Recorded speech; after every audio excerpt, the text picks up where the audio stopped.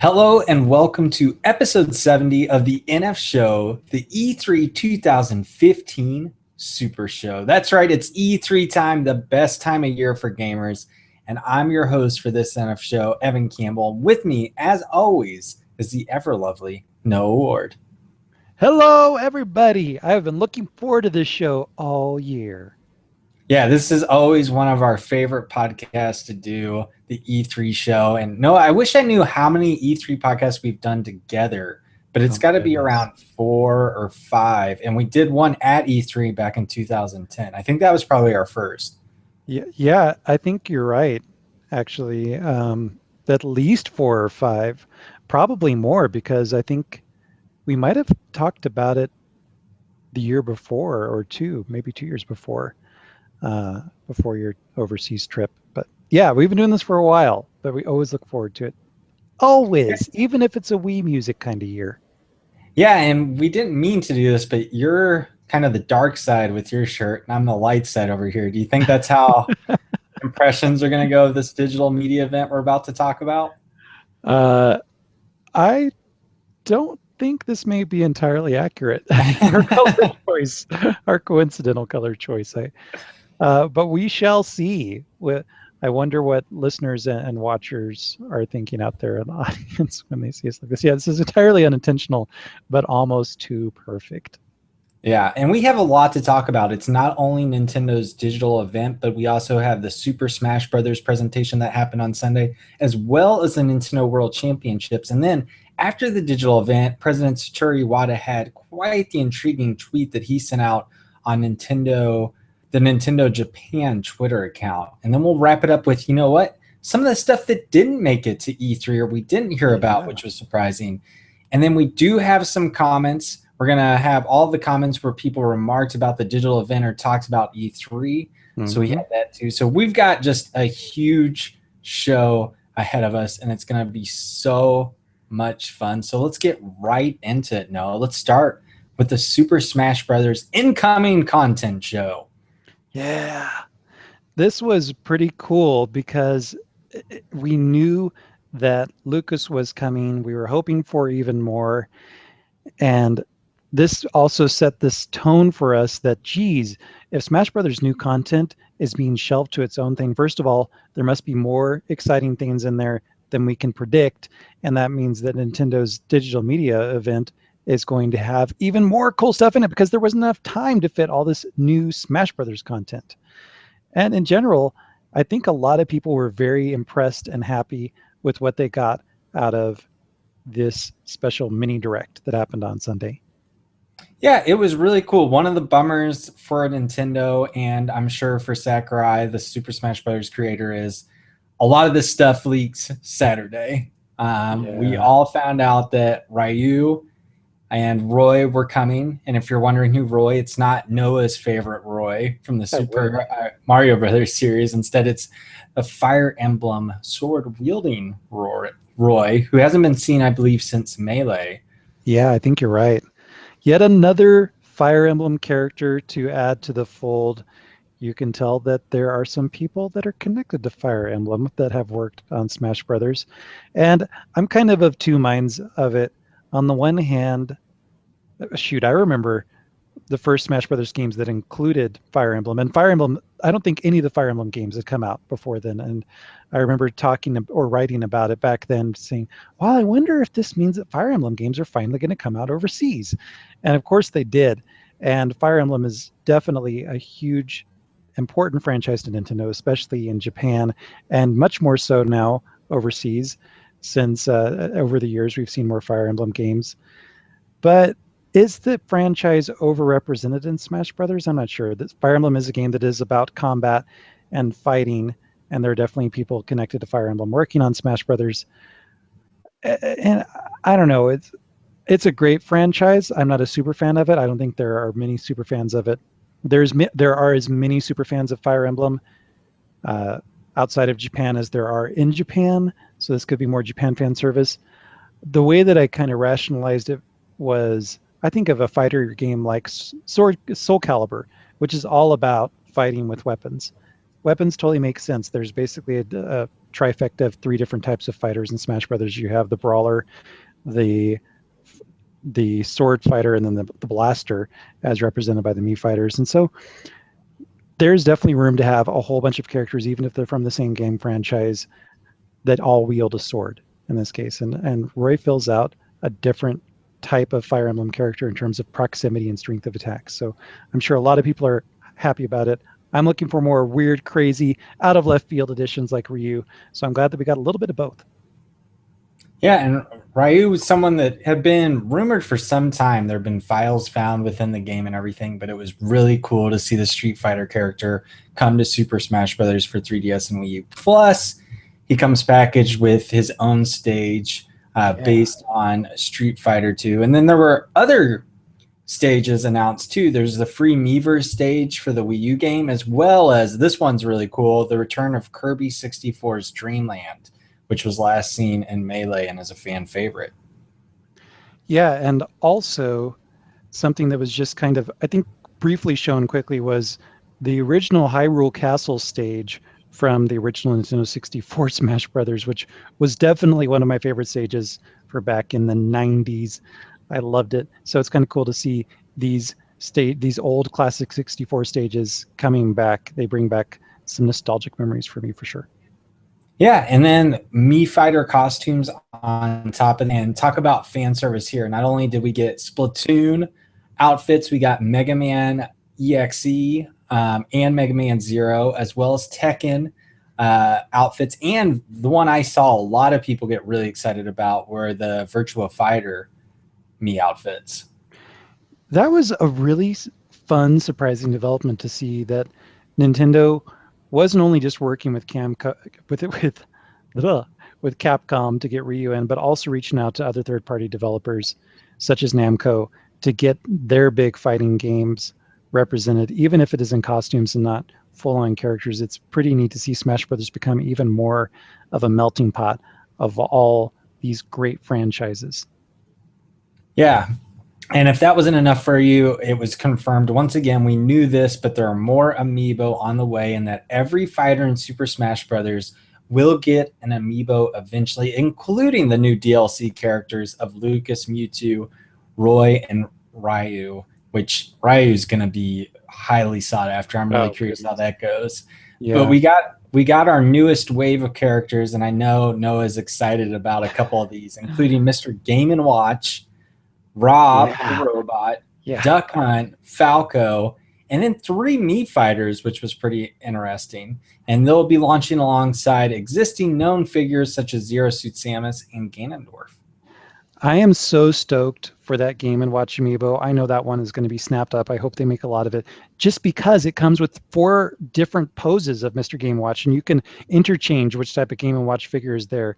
And then the ROB, Rob the robot figure, I love that it's coming out in 2 color schemes. I'm so sad that the awesome Famicom color scheme is Japan exclusive. It makes sense because that color scheme did not get released outside of Japan. But man, oh man, I would love to have both because I just love that little robot. So freaking cool. Well, you can always go to Amazon. I feel like the import on Amazon aren't too bad. Like, I've looked at NES before since it was a GameStop exclusive and gone almost immediately, although I think it popped up like a week or 2 ago for a little bit of time. And I think it was like $30 to get the Japanese version. It wasn't too crazy, but yeah, be nice. Nintendo didn't address it here or later in their digital event about the scarcity of amiibo figures. They just kept announcing more and more, so they will probably continue to be hard to find. But I got my fingers crossed for you, Noah, because I knew you would be excited about Mr. Game & Watch and Rob. I know those were 2 of them that you were excited for.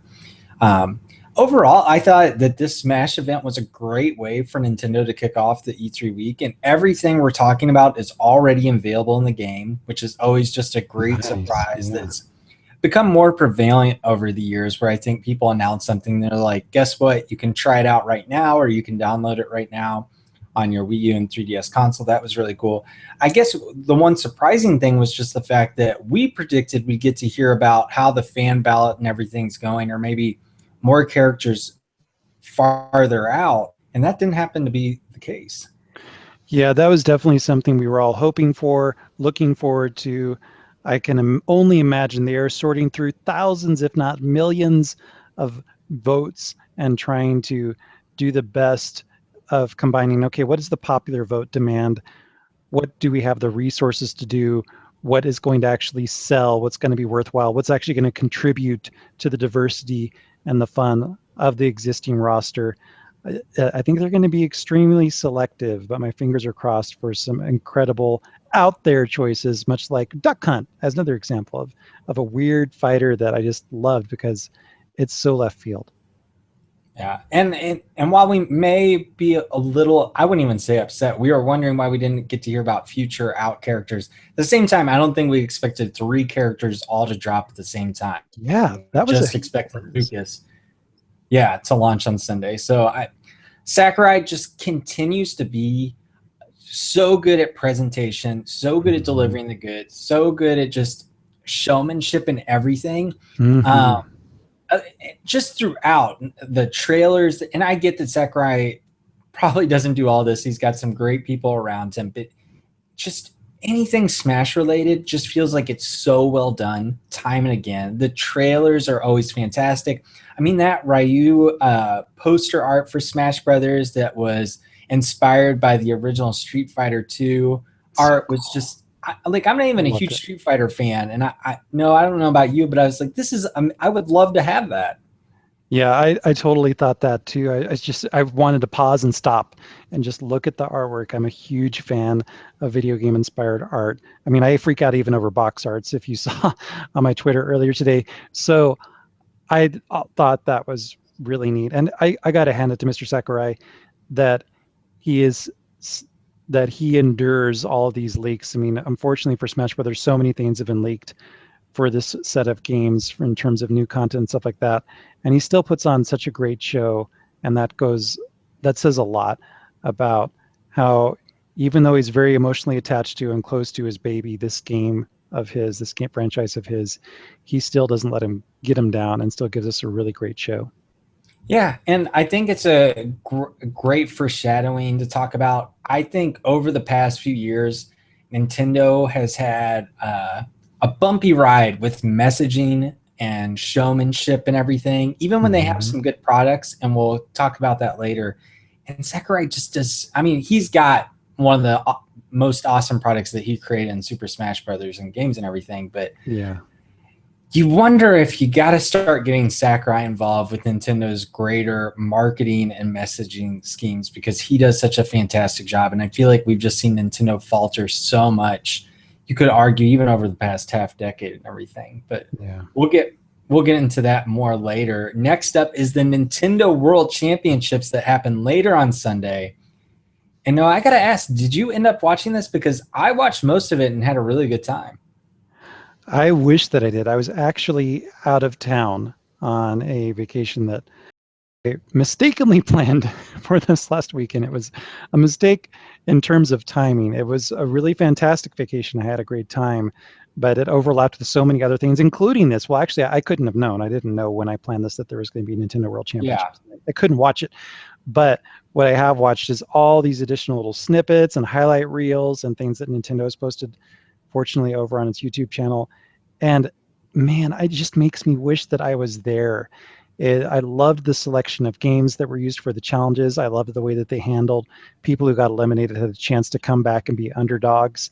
And just the reception of the crowd alone, how excited and ecstatic they were just by the announcement of which game was going to be next in the challenge. It made me wish or want this event to be something that happens every year, because it really brings out that non-jaded, true fanboy, Nintendo fanboy or fangirl that is in us, and just reveling and enjoying the ludicrousness of it and the thrill and the fun and the challenge, and seeing other players just do such a kick-butt job with some games that are pretty hard. And unfortunately, in some of the cases, there's a little bit of luck related to winning this. So it was still just lighthearted and fun, and that we got to see some new games announced, or was it just new modes in one case? It was a really great way to kick off the week. Yeah, I watched I think it was around 3 hours or so and watched most of it. And it was a great way to spend Sunday evening before the press conference kicked off with Bethesda and then the domino effect down the line throughout today. And it was really cool. We got to see Splatoon tournament style, which it's cool watching Splatoon competitively, but one of the problems, no, if you didn't watch it, we didn't know who was who. It was just random like players above their names, so it was hard to root for people, which Yeah. was kind of a problem. So it kind of dragged on a little bit, which was a bummer. So that was kind of here or there. We got to see Mario Kart 8 200cc, which was pretty hilarious. Mhm. Pretty cool to see. That was a great one. Super Smash Brothers, of course, that is just one of the most fun competitive games to watch. There was also the mysterious Blast Ball Yeah. that was announced, and this is all winners bracket games, by the way. And Blast Ball came out, and there were people who thought that, wait, is this some kind of Metroid game or whatever? And it was weird. Nintendo just kind of dropped this game, did not comment on it at all, other than saying it's 3DS. No one's played this before. No, it's coming soon or anything else. My initial reaction, though, was, oh, it's a free to play Uh-huh. 3DS game. I bet it's like some kind of free to play multiplayer game or whatever that they're gonna Totally. like be one of these things that it's available now or whatever. I definitely could see, and I was like, it's built off the Metroid Prime Hunters engine. They're just reusing it for something else. That didn't happen to be the case. And this is before the Metroid Prime reveal, but Blast Ball was the most boring thing to watch.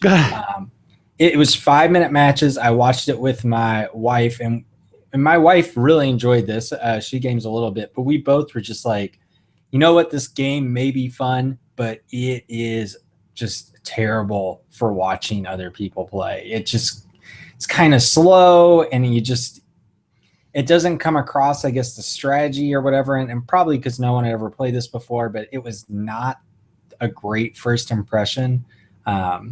So that was kind of a bummer. But what did leave a fantastic impression was obviously Super Mario Maker and the custom levels that Nintendo Treehouse made. That was just such a satisfying conclusion.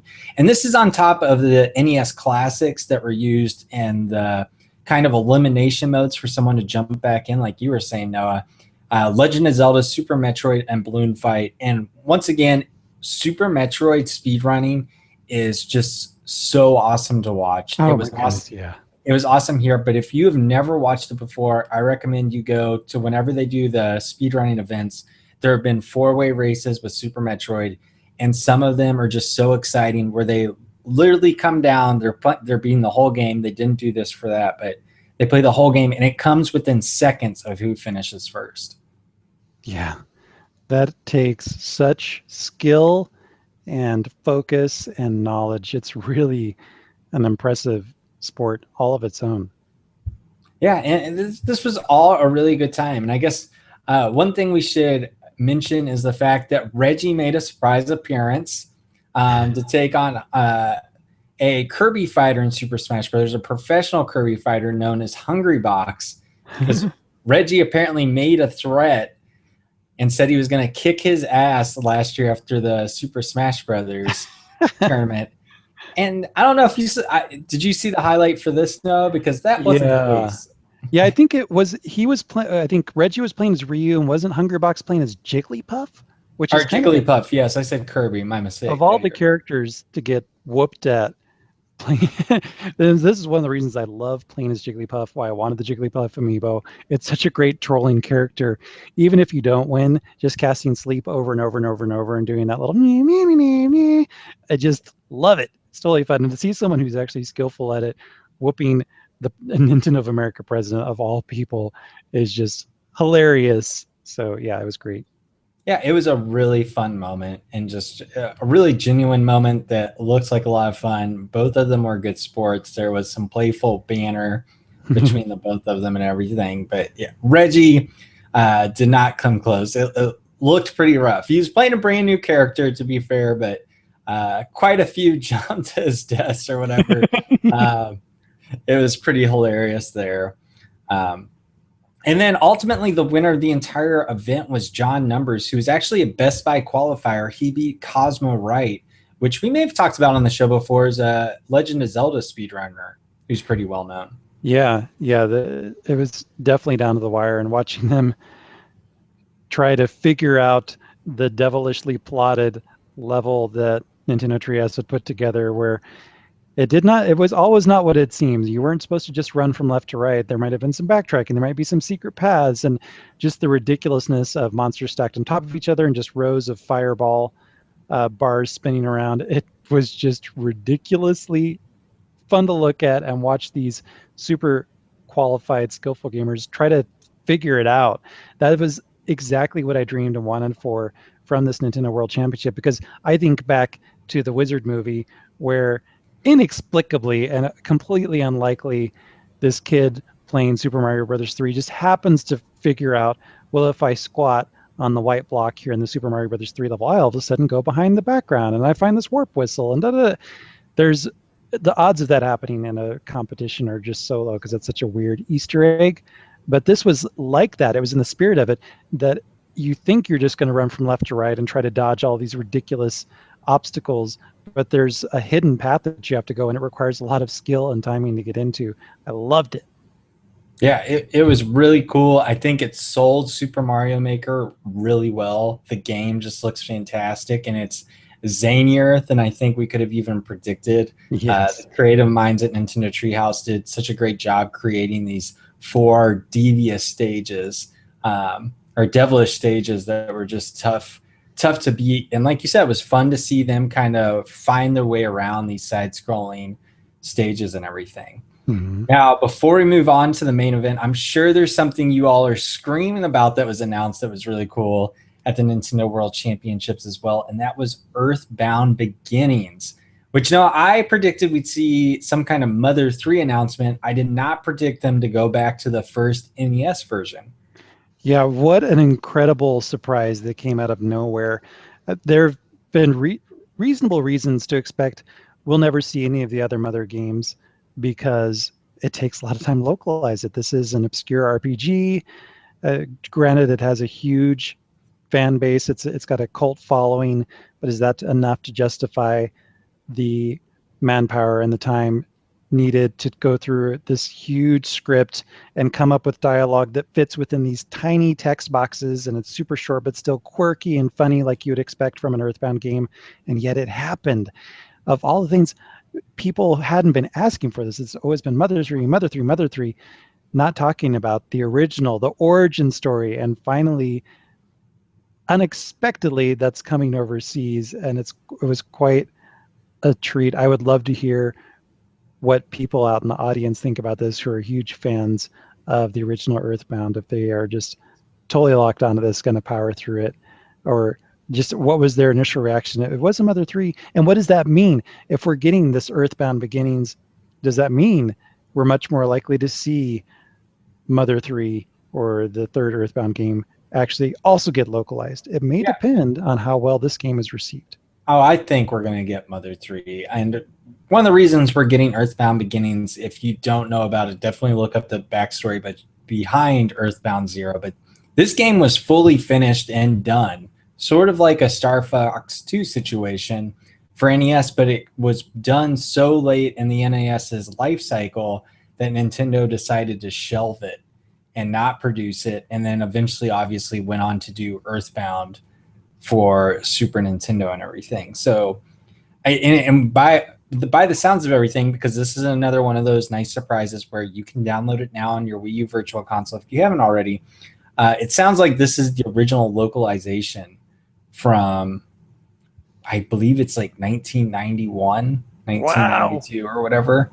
So maybe they did some tweaks or anything, but yeah, it was a really cool thing for Nintendo to do. I'd be curious to hear how it holds up. Original Nintendo RPGs aren't known for their kindness or being very user-friendly. So if anyone, like you said, out there, be sure to get in contact with us. You can always leave a comment on our YouTube page, or you can send us an email at show@nfmagazine.com. We'd love to hear what you're thinking about Earthbound Beginnings. And this just reminds me, I my pile of shame is still Earthbound, which I downloaded last year when it first came out and still haven't touched. Yeah. Same here, even though it was gifted to me by a wonderful audience member in the past. So, yeah, I know. We're terrible people. Yeah, we are. Although I did chuckle.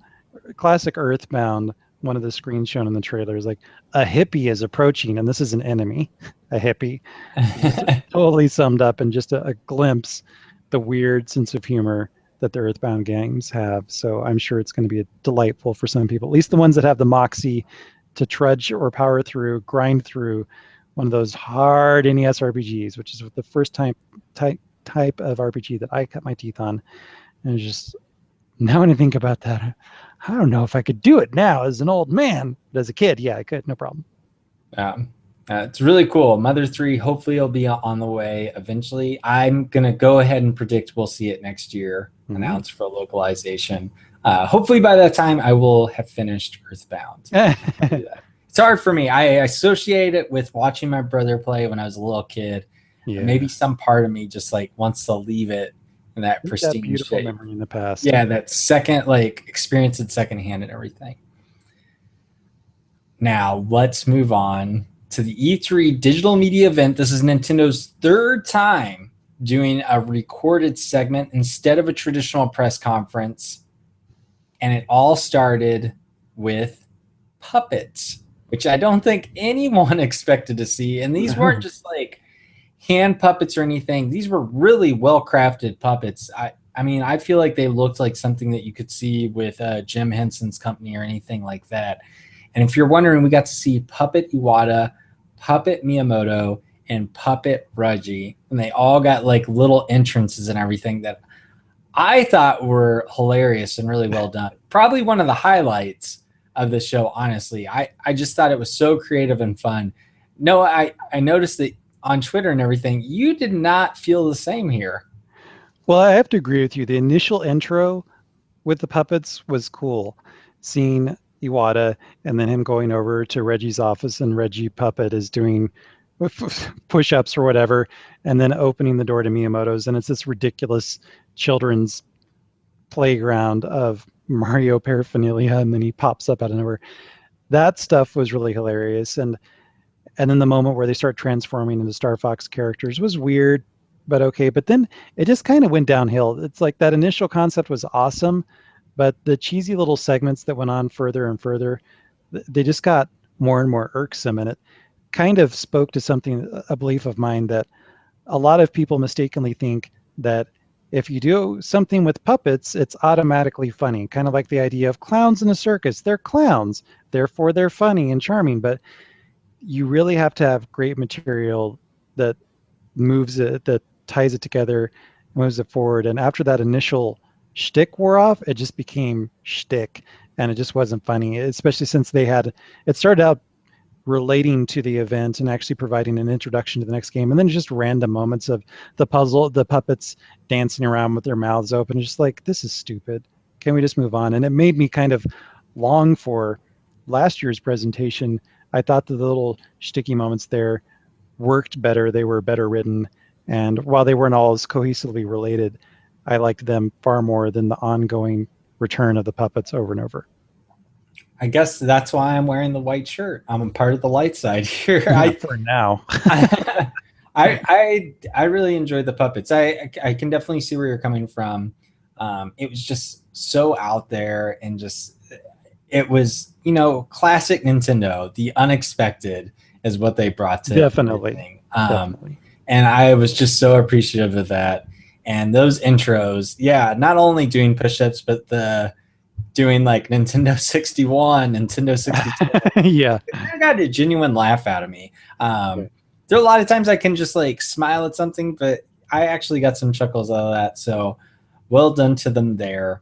And that kind of led to, like you said, the first announcement, which was Star Fox. The puppets turned into the Star Fox characters, which is appropriate since the Star Fox characters are based on Thunderbirds and kind of these puppet characters and everything.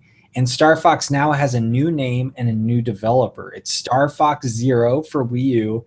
And not only is Nintendo making it, Platinum is too, but they didn't actually mention Platinum and the Nintendo Yeah, digital event, which that was bizarre to me. Instead, we yeah. got a developer, a behind the scenes developer thing with Miyamoto, who talked about his original inspirations for the series. Yeah, and that was kind of neat. He talked about stuff that you thought by now we would have heard. And maybe that he did reveal this in a previous Iwata Asks or interview somewhere. But as a child, there's this really neat temple, and Japan is full of beautiful temples that Miyamoto spent time in. And it's particularly known for its row of Shinto gates or arches. And he loved the idea of that. And then he loved the Thunderbirds, and he loved the idea of these animal characters. And he just kind of merged the ideas like, what if there was this game where you have to fly through arches, and there's this cool cast of animal characters because I loved the Thunderbirds. And that's where Star Fox had its roots in. And it's always fascinating to hear where the most unexpected sources of Miyamoto's most unexpected sources of inspiration and how they continue to influence the games that he works on today or the sequels that he works on today. Yeah, I thought it was cool. I believe you've heard most of this stuff before, and one of the things I found bizarre, and maybe I'm getting my Nintendo history maybe a little bit wrong, but Dylan Cuthbert, and I don't think it was Q Games back then, but it may have been, who is a British game developer, but he works in Japan, was the co-creator of Star Fox Mm-hmm. and had a lot to do with the technology behind it. So I found it kind of odd that it I know that Miyamoto had his hands in it too, but it was kind of like Miyamoto was getting the sole credit. And I get that Miyamoto's kind of the face of the developers at Nintendo, but it just felt like another one of those things where there's a lot of people that work on something, but it's like Miyamoto, he does it all. You know what I mean? I like, Yeah. and the fact that they left Platinum Games out, like their involvement in the actual media event. I don't know if they were like, oh, we'll dole this out throughout the show to get like another bump in viewers for their live show or anything, but that It didn't was a leave a little big, tacky. it didn't leave a like bad taste in my mouth, but I just found it kind of a weird thing, like Yeah. because Well, I don't know, it's not, Star Fox isn't just Miyamoto's baby, and I feel like that's how they were like trying to promote it. and I think without Platinum Games, let's be honest, this is apparently another game that's only been in development for a year and it's coming out, much like Splatoon. But I don't think without Platinum that would be happening. And I'd like to think Nintendo would be classy enough to give them credit where it's due while they're doing the grand unveiling or update on this game. I know if I worked at Platinum, I would be kind of miffed or upset about that. But I also think of it culturally or historically with Nintendo, there were a bunch of third-party games that didn't make the cut for this presentation either. And just like these are, especially in the case of Wii U, these third-party developers are contributing so much to the paltry Wii U library that they really should get thank yous in any appropriate place possible. But at least we do know. At least they're not waiting until right before the game comes out. No surprise, Yeah. but it was a little tacky to not bring up that they were co-developing it and making it initially seem like, oh, we're achieving this miracle all on our own. Yeah, and I mean, part of it's classic Nintendo. I don't even think they mentioned that Retro is making Donkey Kong Country Tropical Freeze. What was it, 2 years ago, before E3 or anything? Because they're all about the games. But then do this like developer behind the scenes thing is what kind of caught me off guard. Now, back on Star Fox Zero, which has a name. We learned that there are going to be new R-Wing transformations. The bird-like walker, which was from Star Fox 2. And then there's the gyrocopter that goes along with the Land Master, which was kind of the tank from Star Fox 64. And then we also saw that it's kind of weird how Nintendo's positioning this. It's not a remake, it's not a reboot, but it is basically a reboot because it's not associated with any other game, but it's taking like Nintendo 64 levels, which was all right, but it's a single player game. It looks cool, but it looks pretty sparse and it's not super striking from a visual standpoint. Yeah. Truth be told, when I was watching the video play, I thought, this reminds me a lot of the 3DS version of the game, for better or worse, the 3DS Star Fox 64 remake.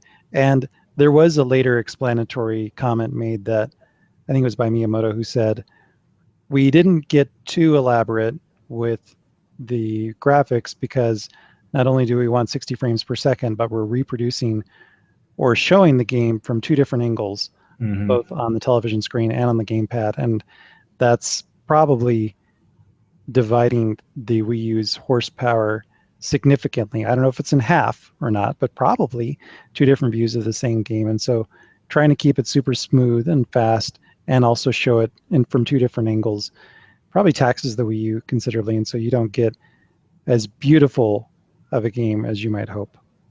Yeah, and the two screens are used for the controls. And I think this was something that was kind of over the past year. People were like, "Oh, you don't need to use motion controls or both screens. You can play it traditionally or whatever."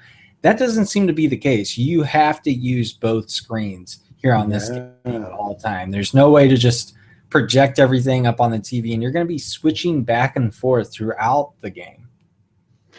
Yeah, the first thing that this made me think of was, what was it, Kirby Canvas Curse, which came out earlier this year, which something that a common comment that I remember reading in the reviews of that game was, well, it's a great looking game, but darn it, if I have to look at the low res screen on the gamepad to play the whole thing because I have to constantly use the touch screen, so I can't appreciate it on my pretty larger HD screen Mm-hmm. because unless I can just invisibly know where my stylus is going, I have to constantly look at the gamepad. And that's kind of rough because I I like the gamepad and I like the screen, but the colors are off.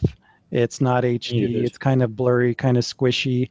And I would rather, I like the using the screen as an auxiliary, but I don't like it being the idea of it being the main screen I have to use no matter what. And in this case, you're literally in a world ends with you scenario where your TV screen is providing potentially cinematic or unusual camera angles for you to fly your R-wing around, make sure you don't run into obstacles and choose paths and stuff like that. But you must use the gamepad screen to shoot. So you constantly have to be looking at both screens at the same time, which I read one preview impression that said, this pretty much ruined the game for me, and I struggled with it for half an hour. I don't think I'm going to like this game. And another one that said, actually, it wasn't too hard, but it did have a learning curve. I don't know where the masses are going to play out on this, but it did make me a little bit nervous. Yeah, I think what we're talking about, it's so hard without us getting hands on time that I don't want to. I'm not writing the game off for anything. It's hard to find out where we kind Yeah. of fall in relation to this, but I think right away, just them showing like, you know what, this is how it's played across two screens. I think that just makes it, not that the Wii U's not a niche console, but I think that this just makes it a niche game. Like I just can't, it's one of those weird things again where they talk about wanting to appeal to everyone, but this game looks like it's going to appeal to a very, very like core certain audience. It's got the Star Fox name to it, but yeah, I'll be really curious to see how these just very intriguing controls, by the way, Hmm. work out.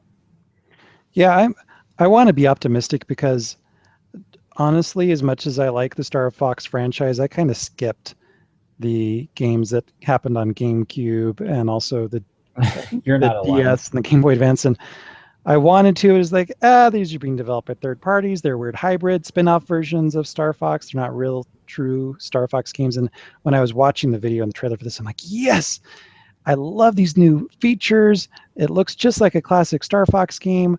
I want it to be awesome. This is the game that I've been waiting for in the Star Fox franchise.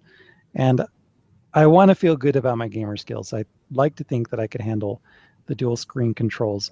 But then I also think about my recent time with Splatoon. I put a lot of hours into it, and I don't intuitively look at the gamepad as much as I should. I'm getting better at it of jumping back and forth, but still, it's not that I look at the gamepad on the map for a good chunk of time. It's just a quick glance. So the idea of really intensely focusing and making decisions on the TV screen and then also jumping and doing the same thing on the gamepad, it intimidates me, but darn it, I've got to have the skills to be able to do this because I want this Star Fox game so badly. It looks great. Yeah, I hope. I mean, Zombie used a game that I really love that kind of did that. Now you weren't focusing on both simultaneously that much. But there was some of that aspect of everything. So like you, I'm optimistic about Star Fox Zero.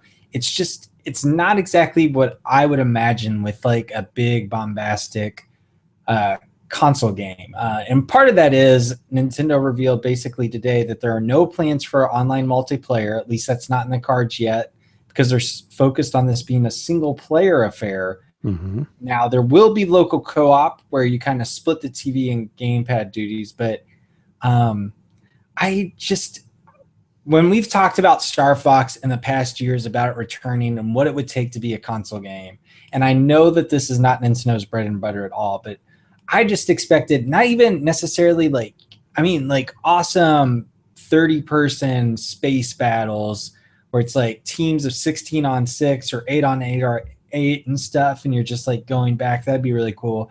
But I just predicted like some type of really cool co-op uh, type experience where I could control Falco and you're Fox and we're all working together in these battles and communicating and stuff.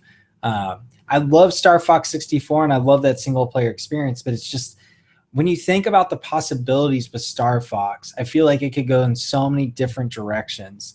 And for them to basically just go back, but with what seems like a really intriguing control scheme with the gamepad, it's just not what I would have expected. Mm-hmm. And that's okay. Kind of was the theme of the entire digital event, I think. Yes. And this isn't a spin-off game. This is an actual entry, even though they won't say exactly what type of entry, which is kind of bizarre. Sequel, something in between. But yes, I would say that this is Nintendo's year of the spin-off. They are going spin-off. And I'm glad you brought that up, Noah, because I'm talking about this, but Nintendo decided to do this co-op stuff with games that I really never would have associated with co-op, specifically Metroid, which we'll talk about in a second. Mm-hmm. And then obviously you could argue going back to the well again with Zelda, which hasn't done that hot, I feel like, with the co-op experiences in the past, even though they've tried multiple times. Just really weird when you think about it in that perspective. Like Star Fox has to be single player. These other games that we'll talk about later can open up to co-op. Now, another cooperative game, but it's not under Nintendo's development house. It's actually Activision. You talked about some third-party stuff. We got to see Skylanders Superchargers, and guess what? Donkey Kong and Bowser are joining the game with these hybrid amiibo figures that work with not only as amiibo, but also work with Skylanders. And this is something that we talked about in our prediction show and came true and honestly looks pretty darn cool. Yeah, I really like the design of the Skylanders. This is definitely a Skylanders take on amiibo figurines. Both Donkey Kong and Bowser are done up with extra armor and accoutrement, if you like. But they look cool. They're flashy. They're exciting. They're not the Mario Party line of Mario amiibo that are in very conservative, traditional poses, both feet on the ground and all that other stuff. These are Skylanders quality, weird, funky poses and looks amiibo. And what a great opportunity. Vicarious Visions, who has done so many great ports and original efforts for Nintendo in the past when it comes to Activision titles, working with Nintendo, getting these two properties to meet in the middle, it's just really neat. And then that you can actually get Nintendo and Skylanders functionality out of these amiibos, and there's a little switch on it. It harkens back to me wondering, what could Generation 2.0 of amiibo be? Well, this is one possibility, and it looks really neat. I don't know if I necessarily want these amiibo that much, but I think they are an excellent effort, and I'm hoping that we see more of them. And I don't know if Nintendo and Disney will ever join forces in the Disney Infinity world, or if we'll even get stuff from Lego, who knows. Yeah. But Skylanders is a big win for Nintendo, and they look pretty neat. Yeah, they're really well done. I thought it was really funny during this segment when Reggie basically talked about like, we're protective of our properties. It really came across when he was talking to Vicarious Visions, who's the developer, like you said, working on this game. It really came across as we're really difficult to work with third parties. So how did that feel to deal with that or whatever? And it's just like, man, and I know that he didn't mean it that way. They're protective of their properties, but it just I don't think that was the best to include in the thing. But yeah, I think Bowser and Donkey Kong look fantastic. I think this is really cool. I've played Skylanders in the past. I definitely get the appeal. If I was the 8 to 14 crowd, I even have a nephew who's like just turned 3 or 4 who loves these things. I totally understand it. It's a really well done game. On the flip side, I think Disney Infinity's crap. I only played the first one, but I just don't understand that game. I don't think it's good. Skylanders, I definitely get the appeal, even though if it's not for me. So huge coup for Nintendo. Disney Infinity also seems to be closely linked with Sony. So this is great for Nintendo. I hope we continue to see this stuff and everything, especially with the Amiibo. And these weren't the only Amiibo we're going to talk about. There were more Amiibo. We knew Nintendo was going to continue to go back to that well, that very lucrative money-making well for them. There were more Amiibo announced with later games, including Super Mario Maker, which we'll talk about later. The next game that popped up was one of these spin-off games that we were talking about, and one of these co-op games we were talking about that came out of nowhere, Legend of Zelda Triforce Heroes for Nintendo 3DS, and due out this fall. Yeah, I remember we were talking about this last week in our predictions, and I remember asking you, Evan, do you think it's possible that we'll see another Zelda game on 3DS? We already got Majora's Mask, and your feeling was like, no, I don't think there's been enough time. And here we are. It was kind of a surprise. It helps definitely flesh out a 3DS holiday that seems kind of missing something in the Pokemon flavor, but we are getting this surprise dungeon crawler, and it immediately took me back to Four Swords Adventures, a game that I wanted to love so much that I got, I think, 2 or 3 GameCube link cables, and of course, as then as now, I had more than one Game Boy Advance, so it was feasible for me to actually like, oh, don't I have a Game Boy Advance? Okay, it's okay. I've been buying them like candy. Here, have one. Let's play Four Swords Adventures. And there were only 2 sessions that I got to play it, and it was such a bummer. And so they started showing off this beautiful looking new puzzle dungeon game with 3 links instead of 4, and I was all excited, but I was already thinking, but this is Nintendo. This is going to be local multiplayer only. Maybe it'll have download play, but oh my gosh, it actually has online, which means I can actually fulfill my dream.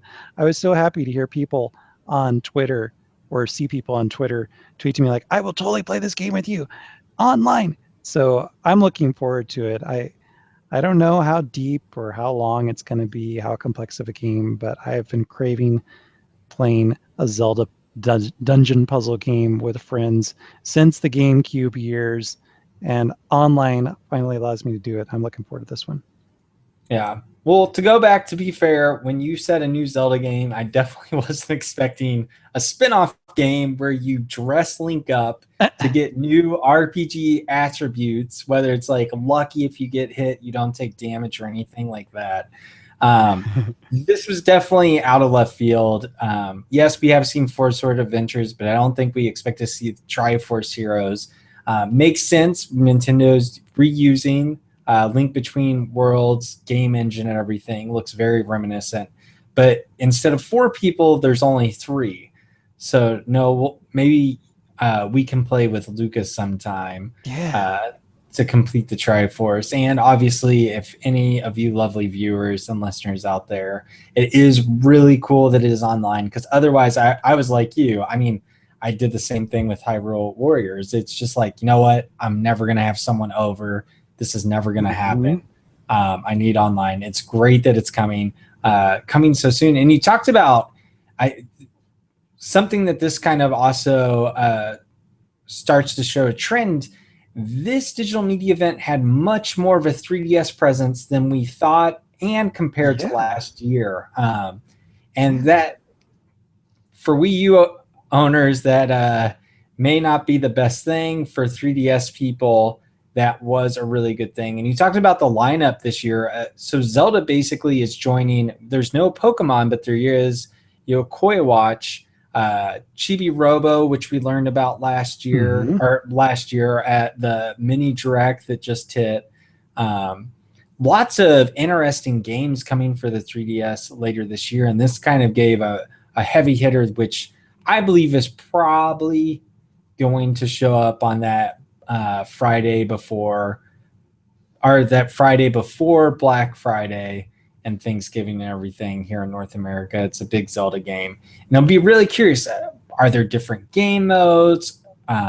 There's probably not going to be voice chat because there's emoji style exclamations, how that functionality and everything works. I'm really excited though. Online's huge. It's not the Zelda I necessarily wanted. True. But it looks pretty intriguing, looks pretty cool.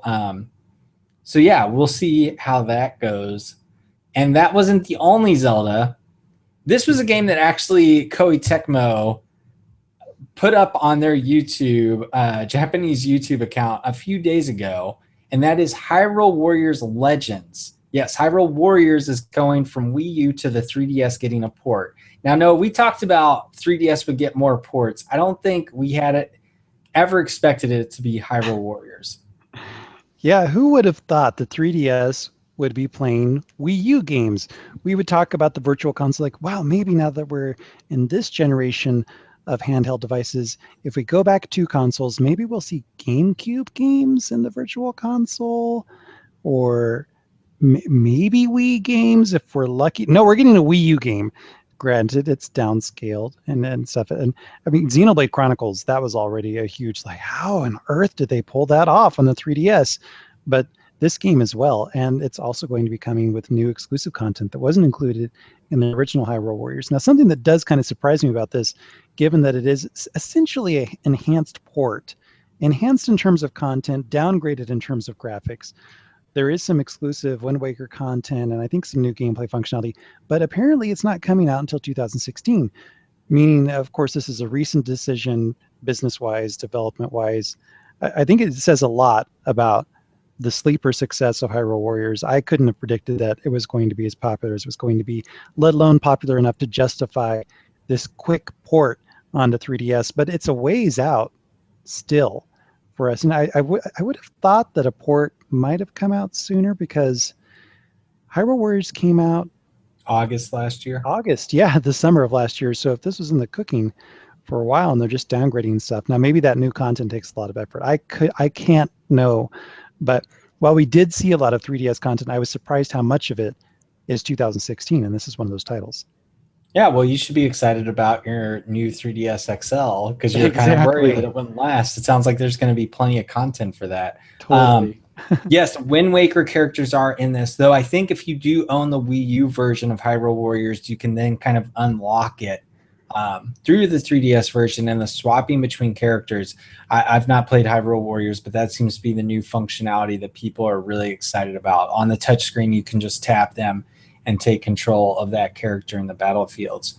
Now, this is something, like you said, I'm glad you brought up the 2016, but I also think Hyrule Warriors showed one of the big flaws of Nintendo doing these recorded digital events, and maybe big flaws being a little too hyperbolic, or strong-worded. But if there are leaks and you already have this video show wrapped up and ready to be presented, there's no going back and forth or cutting it or kind of rolling with the punches throughout that week. And if Nintendo's going to work with more third parties, things are going to get leaked, or retailers or anything.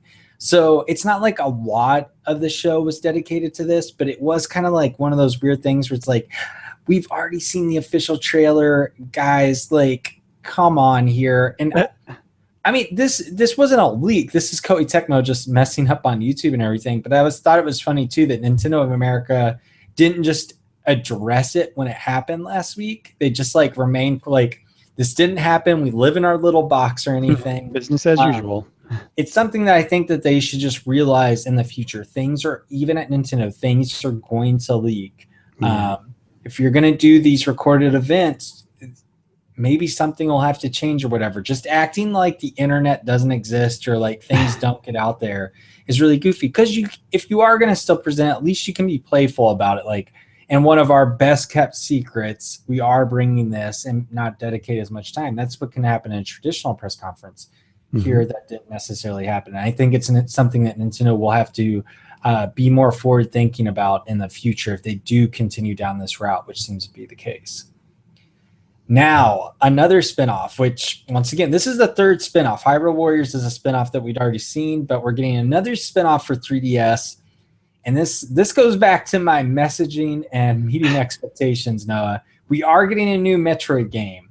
And that new Metroid game is Metroid Prime Federation Force from Next Level Games that does not include Samus and apparently is all about 4-player cooperative mission-based gameplay. When you hear that, it sounds like it could be kind of cool, but then you see it and it's really cartoony. It's like Metroid for 8-year-olds. And I think of Metroid as a little bit more of a mature, I don't know, mid to late teenagers. Maybe I'm being optimistic.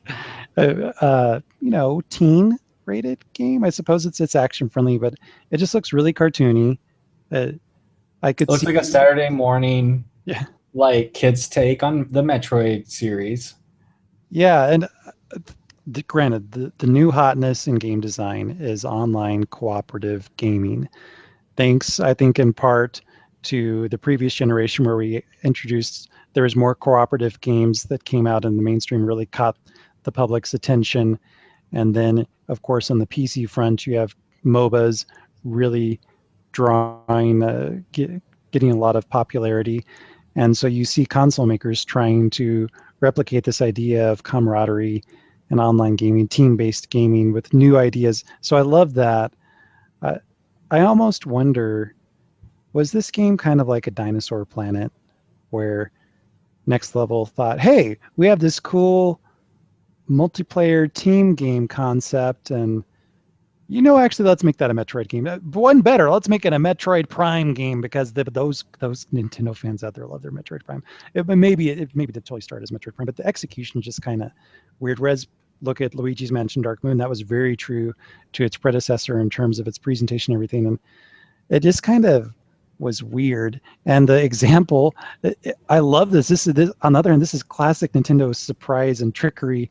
This Blast Ball game that we saw during the Nintendo World Championships, it's actually a major mode in Metroid Prime Federation Force. And Nintendo doesn't even do anything more than a 1 minute, like a 60-second trailer for this game. Doesn't go into any details about it. It says, hey, look, there's a new Metroid Prime game. And surprise, this Blast Ball thing, it's part of it. All right, moving right along. I did kind of like that from a marketing perspective because it's just evil surprise. But it was not necessarily a surprise that I wanted. We have not seen a Metroid game for half a decade.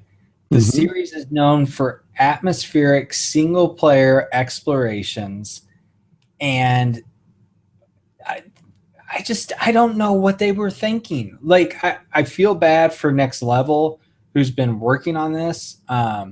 Obviously, this is not the Metroid game people were expecting, that Nintendo just kind of threw it out there to the wolves like this. Yeah. And for people to say it's getting an unfair reaction, Nintendo did a terrible, terrible job of just presenting. Like, I just don't understand what they were thinking. Half a decade since we've seen this, and coming off of Metroid Other M, which is a divisive game, even though we both liked it, it just could have done it so much better. And if Retro is making a Metroid Prime game or something, and they're kind of trying to build up that brand again or something, start with that. Like, even if you don't have much, maybe just start with that and then be like, you know what? But in the meantime, we have this 3DS Metroid side project that we think is really cool where we're doing so. I mean, they didn't even explain what they were doing. It's just like in the Metroid Prime universe, blah, blah, blah. And then 3DS games blown up just never look that good unless they just have the most fantastic art style.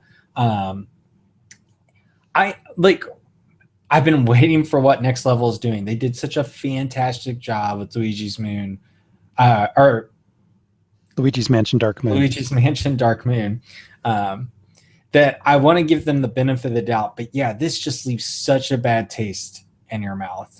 I've been dying for a new Metroid, and I was just like, it looks. You're talking about these other co-op games. It looks very Monster Hunter-y. I was watching the Nintendo Treehouse play it, and they were trying to get these giant monsters into these cages, and then they were kind of doing like a horde mode, and you have like support people and doing all this. A lot, very tactical for such a kid-friendly art style. But it looks pretty cool, the actual gameplay. But once again, it just, man, it did not come across well whatsoever. Now, in Next Level Games defense, this is another one of those surprise 2016 games. It's got a ways to go.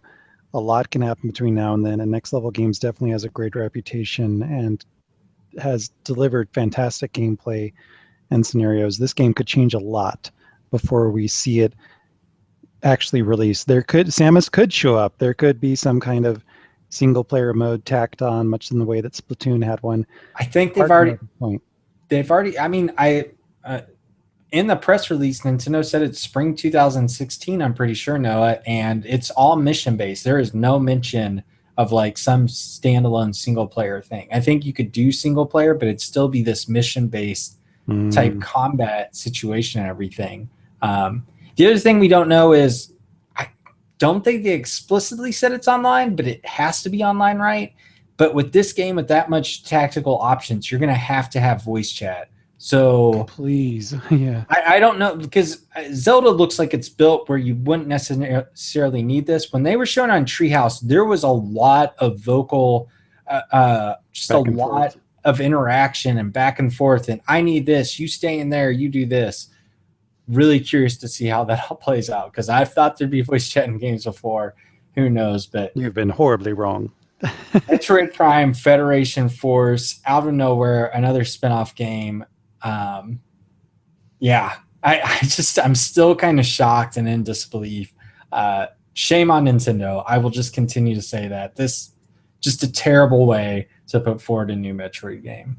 Yeah. Moving on, continuing this 3DS hot streak, though, we got Fire Emblem, and it finally has a name. It's Fire Emblem If in Japan, but there's no ifs, ands, or buts about it. It is now Fire Emblem Fates in the West. Yeah. I love the subtitle. It's great. It totally communicates the idea that there's two different paths that you can take in this game. You can go and take the more difficult path with the warlike mercenary type of country, or you can try to go back to your heritage country, the country that you were stolen away from, the more pacifist, good people. And that they showed that intro that we've seen before of the veiled girl dancing around and singing, and she actually flips back and forth between the light version and dark version. It was really cool. The trailer got me completely excited, just reminded me of how well done these games are, how polished they are. I'm looking forward to it, no doubt. As someone said to me, he wouldn't play Fire Emblem Awakening, but this game he would consider because the characters have feet now. I thought, really? That's your reason why you're not playing that incredible game. They do have feet. They're super tiny feet. They're more they're there, tacked on. But yeah, they're there. So hopefully he and I will both get this game. But apparently, much like Pokemon, there are going to be different versions of this game released with different parts of the campaign. I can't believe that. Which I thought, what? This is not a good fate for this game. We knew it was happening in Japan, but we both did not expect them to do that here, where the Fire Emblem franchise kind of exploded with Awakening on 3DS. And I think I think it's a bad move. A really bizarre move to do overseas. It makes sense in Japan where it's hugely popular. People are going to buy it. But here where it's strategy RPGs, other than like XCOM, which I would say is the most popular, like it's a niche kind of market right now. And to try to kind of get people to buy both or the two separate versions, just we'll see how that goes. But I don't think that's the smartest move on Nintendo's part. Yeah, and I'm not sure if I completely know the details, but isn't it that you can download or unlock the other campaigns? So it's kind of a matter of choosing up front if you want the hard campaign or the easy campaign. But once you get through it, you can download the other one, maybe for free or for a price. I don't know. Yeah, I'll be curious to see how that and how much they're going to charge for that. And Nintendo's been pretty good with DLC pricing, so maybe this won't be as big of an issue once we get closer to Fire Emblem Fates release and they kind of address our concerns and everything. But yes, gorgeous looking. Another game coming out next year. It's funny, Noah, you were so concerned about games next year for 3DS, and who just would have expected this much 3DS love? I mean, it makes sense. The 3DS is the moneymaker. It's the best-selling console that Nintendo has. But after the past couple of years have been such Wii U heavy focus shows, we just didn't expect this, which was really cool. And something not mentioned, please correct me if I'm wrong, are any of these games new 3DS exclusive? Nope. I don't think we saw anything that was new 3DS exclusive. At least so far as we know. There could be some kind of Platinum Games type surprise, like, and this actually requires, okay, surely Nintendo wouldn't do that. But that's good news for everybody out there who hasn't yet made the decision to get another 3DS. But yeah, that's surprising. You think that there might have been at least one title announced during E3 that took advantage of the increased horsepower in some way or another. Maybe there is. Maybe there's something specific to a game. It works on both systems, but you get something faster or more enhanced, better draw distance. I don't know. We'll see if any of that comes to be true. Yes. Now moving on to Wii U, finally, we got another trailer for Shin Megami Tensei Cross Fire Emblem, which was bizarrely all in Japanese, including the game's logo. Coming in 2016, judging by that trailer that wasn't localized, I'm guessing very late 2016 at the earliest. Yeah, this game looks so ridiculous, and it looks so beautiful because the artists behind both of those games are brilliant. Now, granted, this is a subjective opinion of mine. For instance, I loved Guacamelee. It's not the best version of Mexican-inspired artwork or characters, but I still really liked it, whereas both Evan and somebody else in the audience was really turned off by the visual style of Guacamelee.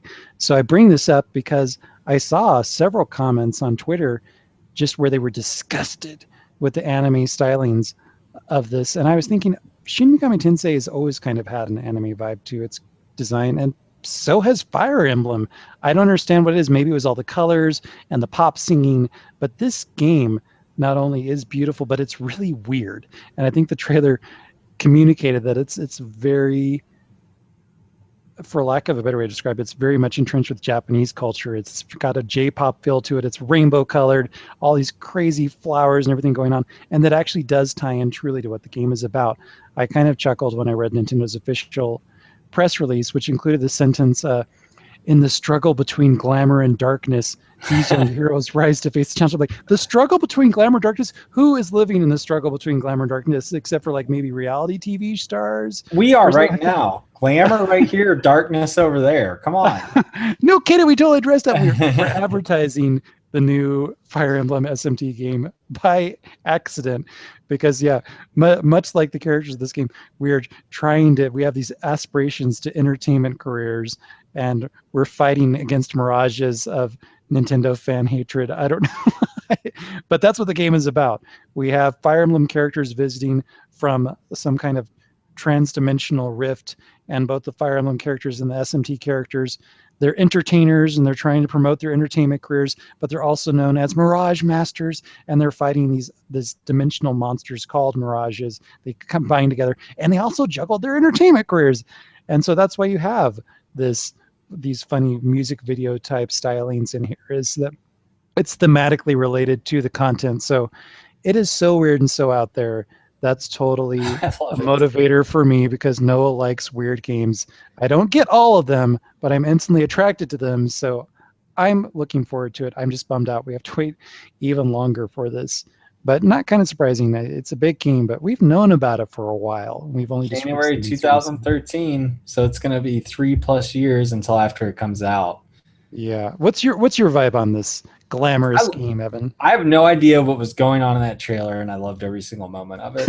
Yes. I think it looks ridiculous. But yeah, I am definitely down for it. Are you kidding me? Cool. People complain about anime, whatever. It just looks ridiculous. Yeah. So give it to me. Yeah, well, speaking of that January 2013 Direct, we also got an update on Xenoblade Chronicles X.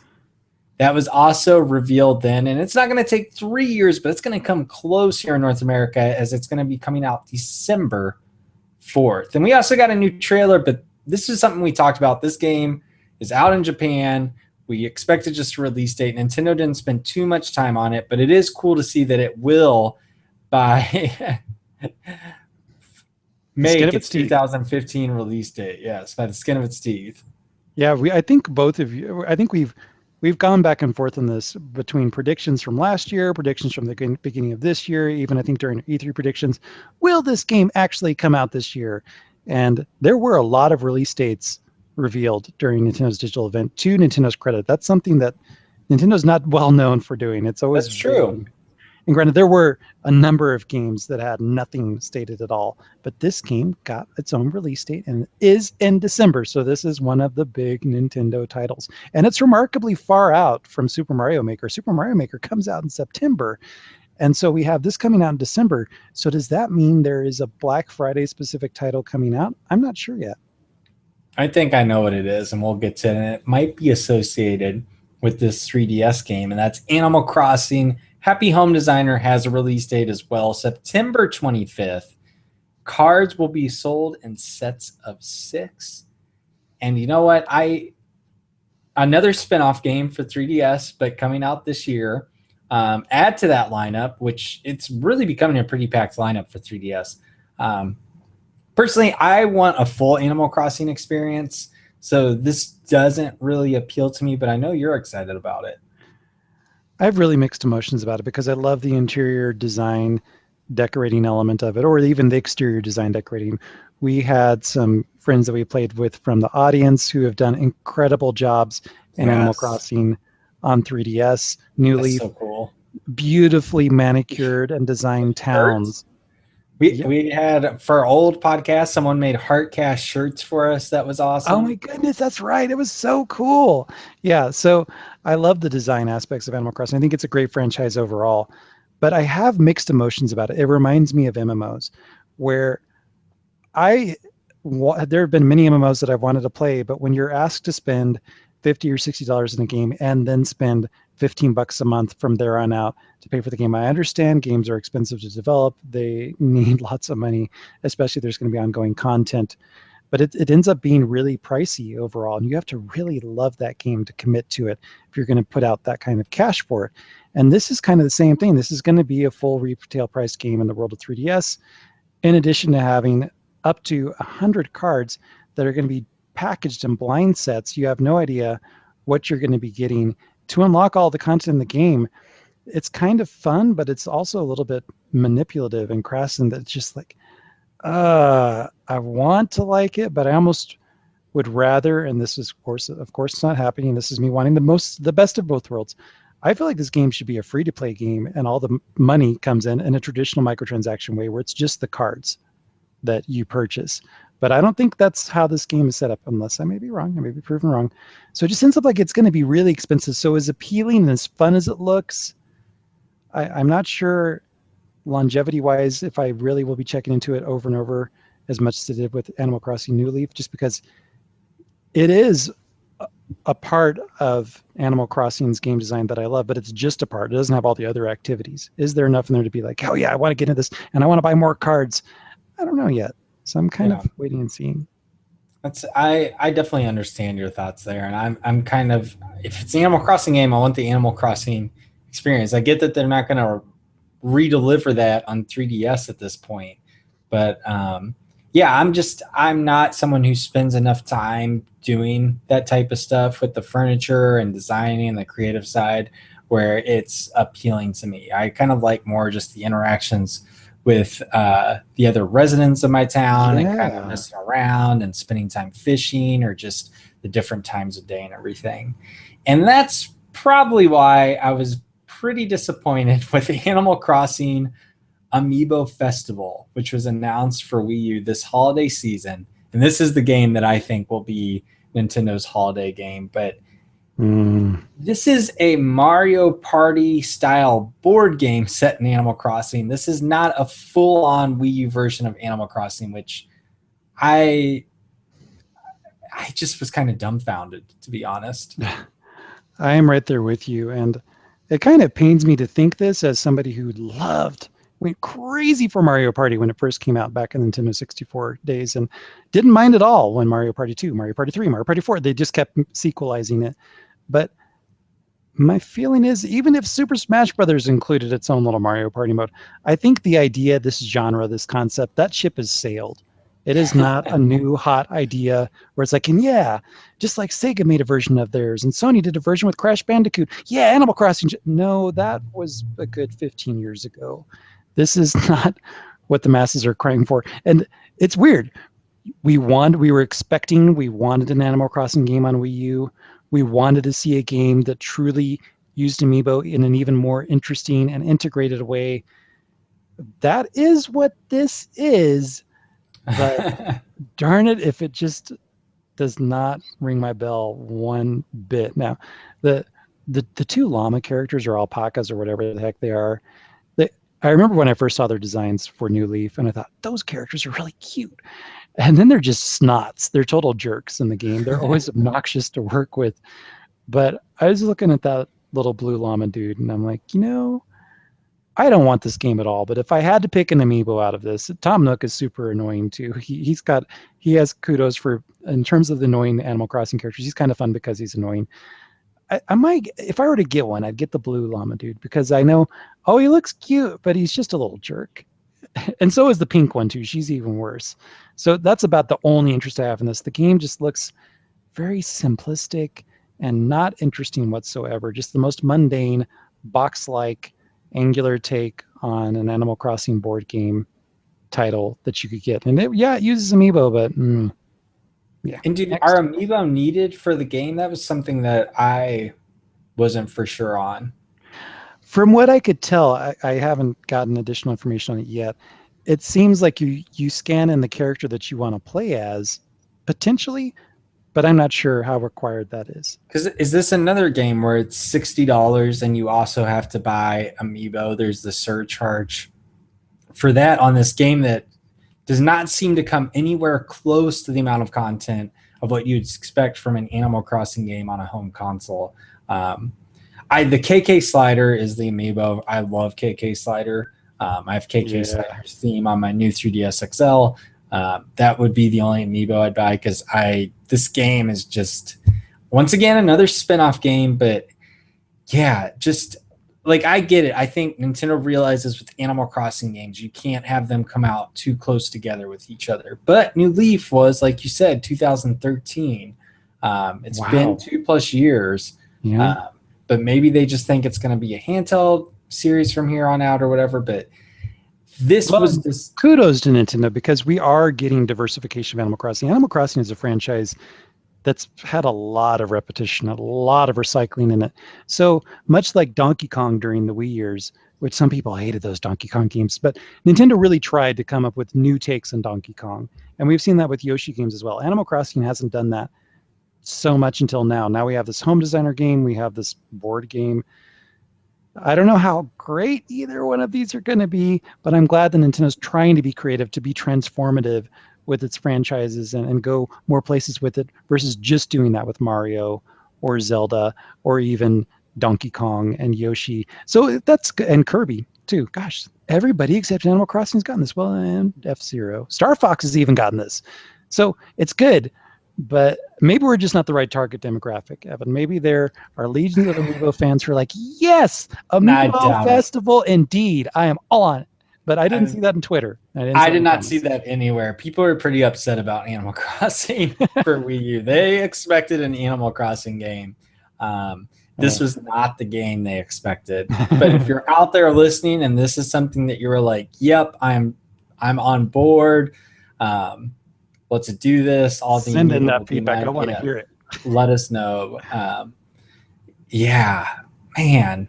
Once again, too, just to be like Animal Crossing for Wii U.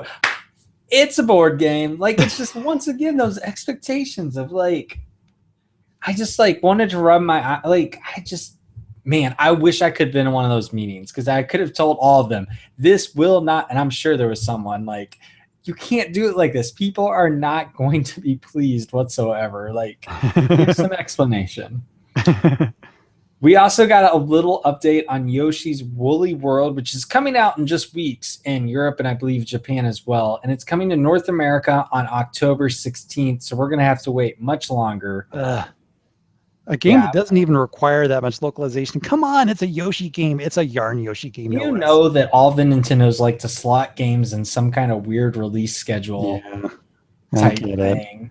That who knows? My favorite part was meeting the woman, getting to see the woman. Well, not personally meeting her, but getting to see the woman that's responsible for the Yarn Yoshi. And I thought of her and her poor fate. She's there, almost kneeling on the ground in front of like a bajillion Yarn Yoshi amiibos.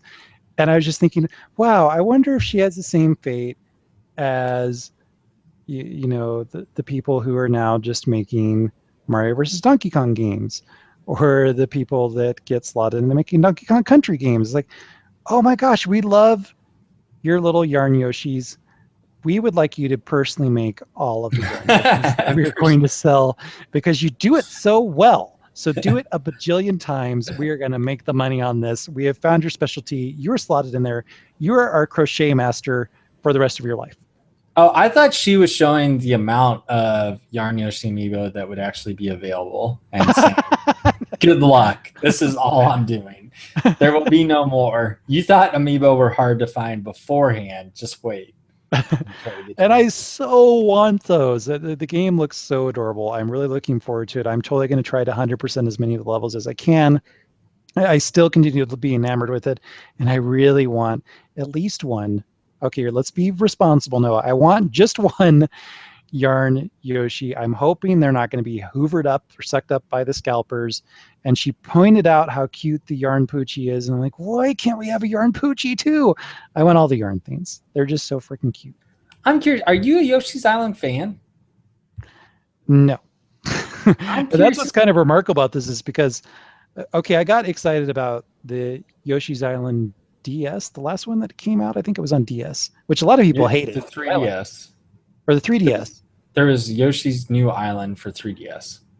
Yeah. So both of the ones, that one and the one that came out on DS, I was looking forward to them. I liked them.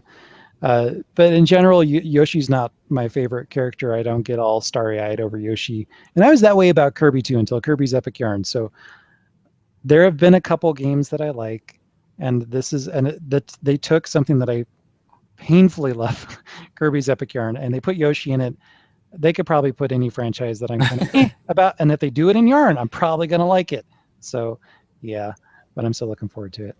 I was just curious because the Yoshi games have just the quite unique mechanic of the egg throwing and whatever, and the meter going up and down and stuff. So I'll be curious to see how you feel about that, because I feel like it can be divisive to some people where they don't enjoy that or whatnot. So can't wait.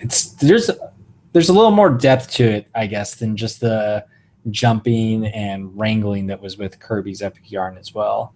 Yeah. So it'll be cool to see how that is. I do love the fact that you can use your amiibo to unlock new threads for your Yarn Yoshi. That is really clever. So that's a really neat thing that they added to the game. But yes, coming out in October. I can't wait to hear what Noah thinks about it, because I probably will be skipping. The Yarn Yoshi's amiibo are adorable. I will give you that. They look so well done and everything. Cool. After that, Nintendo gave us a quick update, just reminding us that yes, Yokoi Watch is coming this holiday season for 3DS. So that is why we're probably not getting a Pokemon. That's right. You totally said that last week too. I forgot. Good job. Yeah. Listen to me, Noah. Come on. Sometimes it's a blah, blah, blah. You're right. I'm glad you brought that up, because I had no idea. And I'm surprised you didn't tell me to shut up. Someone in the comments of last week's show that we won't be able to get to, I don't think any of the YouTube comments, because none of them dealt with the show. I checked beforehand, but we appreciate all of your YouTube comments. I liked reading through them all. But someone was like, Evan should just start his own rage cast, and like time-stamped me going on for 3 minutes, like angry about Splatoon's features and modes. And I don't know if I blacked out, but I didn't even remember it until I started watching. Yeah. We've all been living through that. Lucy pointed out, I think he can actually. Yeah. So it was really funny to see that or whatever. But yeah, Yokoi Watch, I think it looks really good. It was cool to see level 5 pop up there. I will admit, when I first saw the Level 5 logo, I was like, holy crap, could we get something new for Wii U or something? Is this a collaboration title? And it was like, oh yeah, they're bringing this out later this year. It looks really well done. It'll be exciting to see what comes with that. But that could be another big Black Friday game that comes out from Nintendo and everything. So we'll just have to wait and see. Now, after that, the 3DS hits didn't quit. And this is another, once again, spinoff game. Although it's kind of an interesting spinoff game because it is mashing together two RPG franchises, Mario and Luigi Paper Jam. This was, I don't know, I took this long for it to happen, but I was delighted with the mashup of the two Mario RPG lines into this hybrid on 3DS. And it's so weird because we've seen Paper Mario, which is beautifully designed, and it's always been its own world. And we've seen the Mario and Luigi more watercolor, painterly type designs of Mario and Luigi. They're both unique to that. You don't see those versions of Mario in any other games except for in those RPG series. And to see them combined together and be reminded of these unique takes on the Mario characters and just how not only divergent are they from their source material, but how different they are compared to each other, and then just mashing them together, it just brought a smile to my face. And then, of course, I thought about Mario and Luigi Dream Team and said to myself, please don't be as long as that game was. I thought of you when I saw it. I was like, man, I remember because I played Bowser's Inside Story, and I played the first one as well. I don't think I ever played the second, and obviously we haven't played this one or whatever, but I remember you talking about, is it Dream Team for 3DS? Yeah, that was the last one that came out. It came out Between Worlds. I haven't played this because I saw it and was like, you know what? I know what these games are about. And then we heard the reports of it just going on and on forever. And I was like, yep, I'm out. And you're like, nope, I'm going to charge ahead. And I was like, we'll see how this plays out.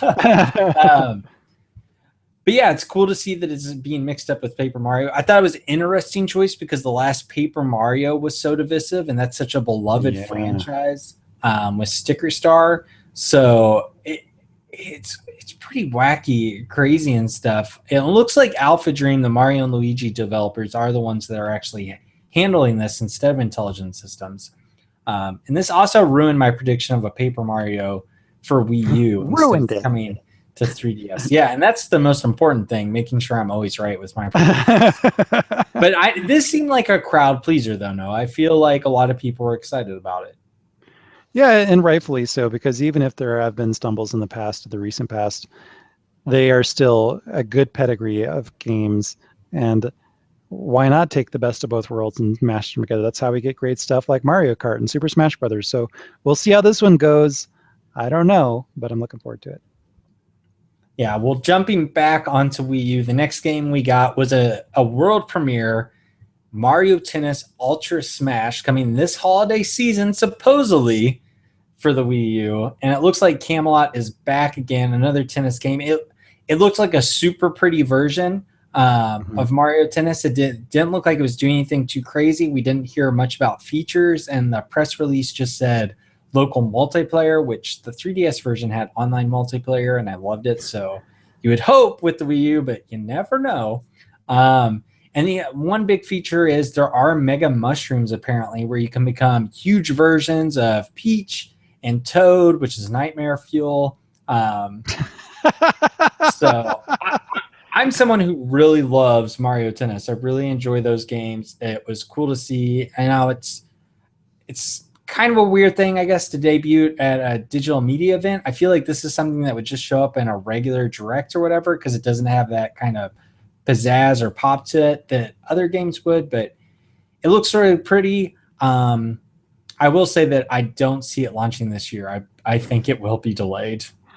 And the more that I think about it, just how light they were in describing features, usually there's something in terms of weird stages or extra modes or something new that hasn't been done before. And it was just it was shoved in there just like Metroid Prime Federation Force, which is a game that we know is coming out next year and probably has much more to be learned about. And even though this is a sports titles aren't necessarily known for having lots of complexity or depth or new features. Usually Nintendo tries to do something new, and there's just nothing there at all. It was very perfunctory in terms of Yeah. what it seems like stuff we've seen before. I think that is quite the bellwether that this game actually is not destined for this year, especially since who knows if 2016 is going to be another one of those years where game 3 months pass next game for Yeah. Wii U. That would not be pretty, and Nintendo needs to space these out so it doesn't seem so sparse. This would be a perfect title for that. Well, we're about to get on to our last game. If there's something you haven't noticed, we've gone throughout. Not many new Wii U games announced. In fact, I believe Mario Tennis and Animal Crossing were the only two, and both planned for this year. So the long term, we know that Zelda's coming, but and Shin Megami Cross Fire Emblem, but just kind of a not much to look out in the long distance there. But we do know, like you mentioned earlier, Super Mario Maker is coming out September 11th. And we kind of got insights into how the old Mario games were made and everything. But we also saw some new features along with it. We got to see that amiibo figures will work with Super Mario Maker, and that will unlock sprites based off characters like Wii Fit Trainer, which was Yeah. really funny. And we also saw that this game will get two of its own amiibo figures, 8-bit versions of Mario, one based off his old original Super Mario Brothers form and his new, more colorful blue and red version based on the current series. Those amiibo look fantastic. I have some old toys, little figurines that I imported from Japan, little soundbite figurines where it's a little pixel Mario that you can place in this little pegboard and you push a button and it plays an old Super Mario Brothers sound effect. So I've seen artwork like this before, but this is a huge version of it. This is not only an 8-bit Mario, which is something that I was wishing for in our predictions last week. I wanted to see some retro amiibo from the Mario World released. But it's a big one. It's supersized because when you use it in the game, it gives you a supersized Mario character to play with. So it's kind of neat from an artistic perspective. And I wonder, is there going to be retailer exclusives? Is it going to be really hard to get one or the other? Are they both going to instantly sell out? Like it's going to be a Silver Mario situation? I don't know, but I would like to have one. It's kind of weird though. I'm so used to the size of amiibo. Even the Yarn Yoshi, they look like they're pretty similarly sized to the existing plastic amiibo. I don't know if I'm ready for a gigantic amiibo, but I think I can handle it. Will it be premium price though? I don't know. Well, another cool thing is just the packaging for this game coming in like a yellow box that kind of looks like Yeah, a it's beautiful. construction book or whatever. And then it does have an actual art booklet that comes with it and everything. Has to be one of the best retail packages Nintendo's put together. I'm usually a digital type of person, but even I was like, oh man, that is gorgeous looking. And kind of puts kind of reminds me, Nintendo every once in a while does some really awesome packages like the Metroid Prime Trilogy steel That was case for beautiful. Wii and stuff. But this one looks so good. So let me ask you this. Are you for sure going to get Super Mario Maker? I believe so. I think the Nintendo World Championships, it was just really cool. And I just need there to be a lot of stages and like be able to get to those. I would hope that that's there. So I guess I'm going to wait to see how the user interface works with that, downloading stages and everything. But it just looks so wacky and goofy and fun. It really makes me wish that Nintendo had Twitch built into their system so you could broadcast, because that would feel like just a really fun one where you're showcasing yourself trying to get through these ultra hard stages. Yeah, and I mean, maybe it could happen. We did see some YouTube integration coming up soon for Super Smash Brothers during the Yeah. Smash Brothers Direct. I forgot to mention that earlier. I'm a little on the fence about Yeah. Mario Maker, and the reason why is basically what you said. I think that toolbox sandbox games are great, but I am not a sandbox creator. I am not someone who wants to sit there and fiddle around with tools and make levels and stuff like that. I just want to be a consumer in this case. And it's funny because I do my professional real world job, quote unquote, is design. So you'd think that maybe I'd be all about this, but I just am not. I've gotten Mario Paint in the past. I've gotten creator games in the past, and I think like, oh, I'm going to do this, I'm going to do that, and it never happens. And I've since learned throughout the years, I could play around with it probably for 5 minutes and then I'll be done. Just like making a stage in Super Smash Brothers. Like, oh, that's kind of cool. Oh, that's how the tool works. All right, I got it. Moving on. So you had mentioned maybe they will announce during E3 that a whole suite of games or some kind of campaign will be included, Yeah. much like Splatoon. Haven't said that yet. There's a chance that could still be there. Maybe there will be a treehouse set of levels that come out there, but I just don't see getting a lot out of this game or putting a lot of time into it without somebody else making the levels for me. So I'm not sure I should get it. Well, they did announce that the Nintendo World Championship levels will be included with the game. So I think there will be a good amount of levels for you to kind of tackle. But I can definitely understand your apprehension. And I think they do need to showcase like how many stages pre-built will already be included with the package and how easy will it be to download these other stages and that online interface. That'll be integral for you and me, I believe, and other people. Yeah. So that was Super Mario Maker. That kind of brought it all together, and there was kind of this, I don't want to say lackluster, but it was just kind of a weird ending to the show where they just showed people celebrating the franchise, and it's the 30th anniversary, which I'm all for Nintendo going back on its history, but we just saw this 5 years ago with Super Mario Brothers, where they did a bunch of stuff, and you feel like it could be a separate direct. And we also heard throughout the show, Reggie started by talking about NX is on the way, but we're not going to talk about it until next year. Zelda is on the way. He didn't mention this, but they already said it wasn't going to be at E3. There was no special trailer. And he talked about it being a transformative year.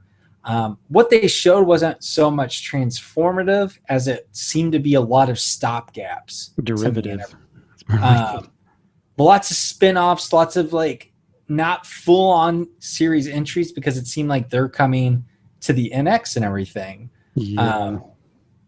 So overall, Noah, I would probably give this press conference a C-. I did not have much expectation going into it because they had to deliver, especially on the Wii U side. I get why people are angry, but they still need to deliver on what they promised back in January 2013. I mean, Yarn Yoshi, Shin Megami Cross, Fire Emblem, Xenoblade Chronicles X, like those games. Zelda was even announced there. Those are 4 games that they announced back in early 2013. They still haven't delivered on, so they need to do that and everything. And then 3DS, I mean, we already knew about a handful of titles. I feel like their lineup this year is actually pretty strong. Mm-hmm. They don't know how to kind of convey that. It was kind of just a weirdly paced type of press conference or digital event from Nintendo. What do you especially think? considering that there were a bunch of other 3DS games and other games mentioned in the Micro Direct before, and I wonder if that had been saved or some of them had been repurposed, or if that had been saved for after the media event, if it might have been more satisfactory. I don't think this is necessarily an Animal Crossing / Wii Music type of year, or even a Pac-Man Versus type of year. That was painful. But it all seems to imply this is the end of the console cycle. We're really gearing up for the NX, whatever that may be. And what's good is there still was plenty of content. I think there's more content here than there was in Wii's last year. And who knows, they may intend on not releasing the NX until 2017, and we still have another year ahead of us. I feel like this conference showed us that can't, like, NX is coming next year because I just believe I feel like this was them showing their hand that like the end is nigh for Wii specifically. Possibly 3DS as well, but they're going to support that more. Like NX is not only going to be talked about next year, it is coming next year. And I certainly hope so. And I feel a little ambivalent about it because having followed E3 over the years and seeing Nintendo have incredible E3s and also lackluster ones, this was kind of on par. And unfortunately, that means it was a little bit disappointing. But compared to last year, last year's was amazing. We had Smash Brothers still to come out. We got true footage of the new Zelda. That looked incredible. We had Splatoon, which was a brand new idea. There was just surprises and excitement for known franchises. And this was Mario much more, Maker. yeah, Mario Maker, just all these new surprises. And this was much more, there were surprises, but they didn't hit the mark, I think, quite as much as Nintendo would have liked or have hoped. But Nintendo also seems to be under the gun to shift gears into a new system. And this was the best of what they had. So I didn't think it was awful. I think there has been some overreaction. There are definitely games I'm looking forward to, but being a multi-platform gamer, I think the E3 overall, there was definitely some cool highlights. But even on other systems, if I were to game on them, there's only, truth be told, knowing what I love to play, only a few games here and there that I'm really for sure going to get. Mm-hmm. So it wasn't awful, but it wasn't great either, and it just doesn't compare to last year. And I think it's hard for people to come down. Last year's like Nintendo's back. They really showed it. Yeah. What's what that was the vibe last year. Like Nintendo has won this E3 for a lot of people. This year, no way that is the vibe. But it's satisfactory. It's kind of like you've had an option of going out to eat at a really fancy restaurant that's going to be a really memorable meal, or you were able to go and have dinner with your parents and have some home cooking, or just go to a home cooking type of restaurant. That it's good, it's satisfying, it hits some of the right notes. It's not going to be something that you treasure, remember as a distinct experience for the rest of your life, but you still came away happy with it. That's kind of how I feel. Aside from some things that just feel like missteps, they feel really strange, like Federation Force and the Animal Crossing board game. Those I could have done without. Save those for the Micro Direct, please. I would have much rather preferred Chibi Robo Ziplash in place of one or both of those in this. But there's still stuff that I'm looking forward to. Just lots of retreads, sequels, rehashes, no brand new, exciting, thrilling ideas. Letter grade. What do you give it? C-. All right. We're on the same page. We might be dressed differently, different colors, but we're on the same page there. And yeah. I'm guessing that we might be on the more positive side here because the fan reaction was swift. Satoru Iwata actually posted on Nintendo's Japanese Twitter account. This was translated to saying, "Thank you for watching. We take opinions of this year's digital event seriously and will work better to meet your expectations." So for there to be that quick of a turnaround from Nintendo's president, I think just shows that a lot of people were just not satisfied or happy with this event. And these, like you said, we're at the end of life cycles. That's always really tough. For a lot of Wii U owners, it's going to be the shortest home console life cycle if it does come out in 2016. I think a lot of people have been in denial about the Wii U. This console has been in a rough spot for we're in 2000, like close to 2 years, a year and a half. It's been in a rough spot, so it's really been tough. It's kind of worked here and there, but yeah. Weirdly, though, speaking of Wii U and games and everything, there were a couple of games that are confirmed to be coming to the West that weren't talked about or release dates weren't given, Noah. Fatal Frame, which we thought would get like an October release date or sooner, unless Nintendo sends out a press release. Devil's Third, this is the weird one, August 4th in Japan, August 28th in Europe. Still no word on what the heck's happening with that game in North America. Of course. Weird. We talked about Zelda. Nintendo announced that. And then, not unexpected, but it would have been cool to see if Retro's next game was not shown. Looks like we'll have to wait another year or possibly even longer if Retro's maybe working on some of the graphics tech for the NX or assisting with another project. Well, and I think there was some bait and switch there. People got all in a tizzy because Retro's Twitter account posted this cryptic "Can you dig it? E3.nintendo.com" tweet, which would suggest, much as the wife of that Xenoblade Chronicles X director, whenever she makes a tweet, that's a preface that lets you know, oh, there's going to be information about Xenoblade Chronicles X. Retro's account goes and does that. You think that means for sure something related to Retro is going to be talked about at E3. Maybe it was canceled at the last second. Maybe they pulled the plug on it. Or maybe there's going to be some kind of surprise conference, but it was kind of mean if we're going to leave this E3 for Retro to playfully suggest, oh, we might have something announced, and be like, just kidding, trolled ya. Once again, I don't think there was anything heinous about it or Devious. yes. Heinous. Sorry, it's getting late here. I know. But thank you for the correction. I don't think it was mean-spirited or anything, but once again, it's just one of those. The Retro Studios Twitter account does not tweet out much, so for it to do this and point to E3, yes, just think about the messaging there. And this is not, I mean, this is part of Nintendo, but once again, meeting expectations, managing expectations. Nintendo's got to get better about that. I feel like it's been worse the past few years with stuff. That is just another example of that there. So, yeah, I'm not surprised. Donkey Kong Country just came out, less than a year and a half ago? Yeah. Their latest game. Their past couple of games have taken about 3 years, so it would be expected that we might see it next year or whatever. If they're not helping with something like they did with Mario Kart 7, you never know what could happen there. But that was Nintendo's E3 digital media event and presence. I think we hit on every single note and let us know what we think.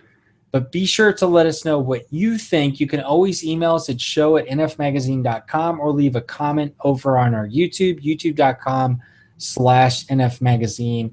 We're going to have to see what the aftershocks are like and what everyone thinks, and we'll be discussing that next week for sure.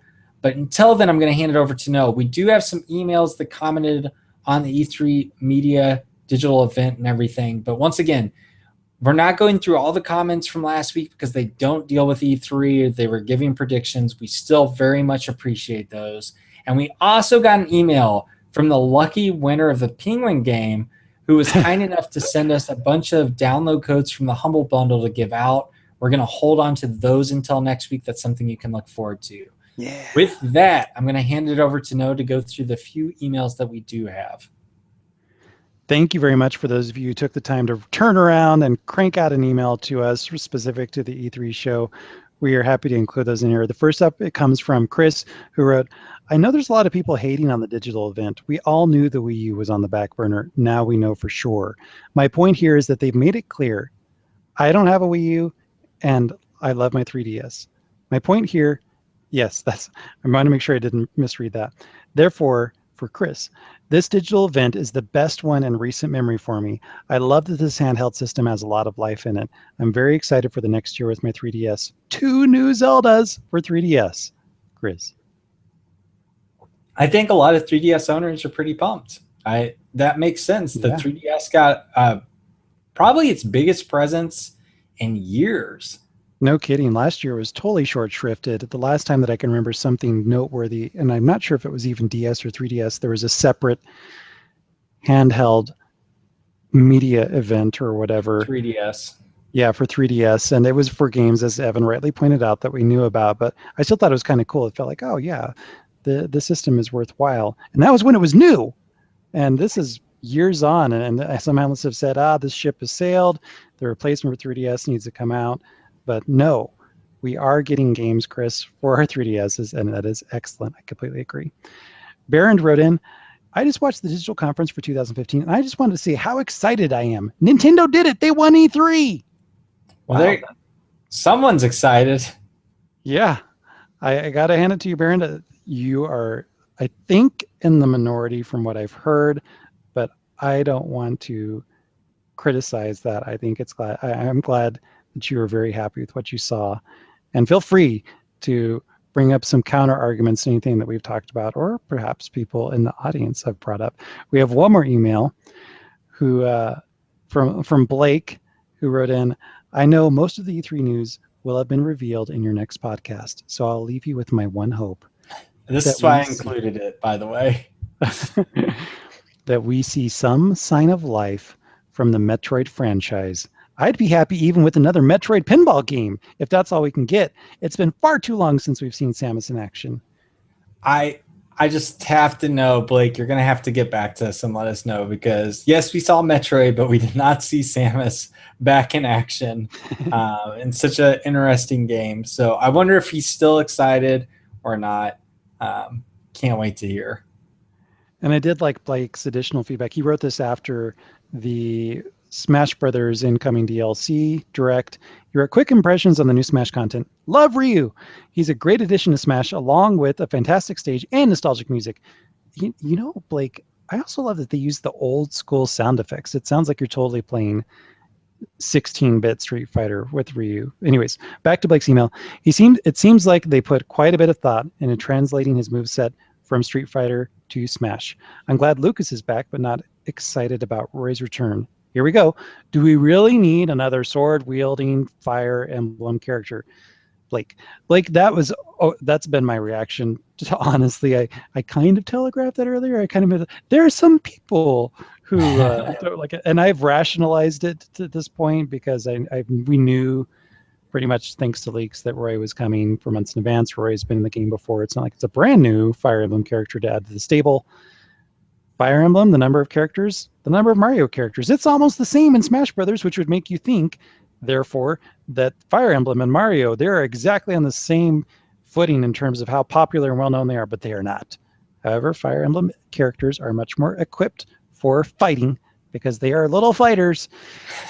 So, like it or not, it's Sakurai that's involved. We're going to get more Fire Emblem characters, but it's okay because we have other characters like Lucas and Ryu. So hopefully, it sounds like you're excited about Ryu as I am. So I think it all balances out in the end. Thank you very much for writing in your feedback. If there are other comments, other reactions, other feedback that you want to share, any of you out there related to E3 2015, send them in via email to show@nfmagazine.com, or as Evan mentioned earlier, you can leave us a comment below this video over on our YouTube channel, youtube.com/nfmagazine. Back to you, Evan. Yes, thank you, Noah. And quick shout out to Blake too, who sent us an amazing amiibo collection. Yeah, that was like framed out in the walls and everything. Who also has, I believe, every amiibo, which was pretty incredible. Thank you for sharing that with us. And Kasaki Project, thank you for sharing your pictures on Twitter with us. We love seeing your amiibo pictures. Everyone else out there as well, and giving us updates on your amiibo addiction, because that is what it is. It's an addiction, people. But anyway, you don't get help for it. It's okay.